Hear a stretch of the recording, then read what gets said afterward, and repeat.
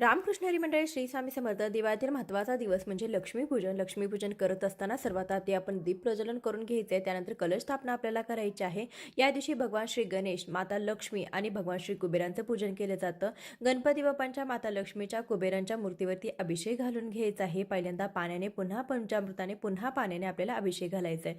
जोडविड्याची 4 ठिकाणी पाणी ठेवायची. पहिल्या पानावरती गणपती बाप्पांची स्थापना करायची, दुसऱ्या पानावरती महालक्ष्मीची स्थापना करायची, तिसऱ्या पानावरती आपल्याला भगवान श्री कुबेरांची स्थापना करायची, चौथ्या पानावरती आपल्या कुलदेवतेची म्हणून आपल्याला एक सुपारी स्थापन करायची आहे.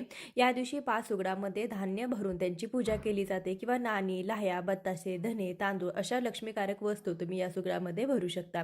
यासोबतच सर्वात महत्त्वाची गोष्ट म्हणजे या दिवशी झाडूची आणि आपल्या घरातील दागिन्यांची पूजा देखील केली जाते. नैवेद्य दाखवून घ्यायचा आहे.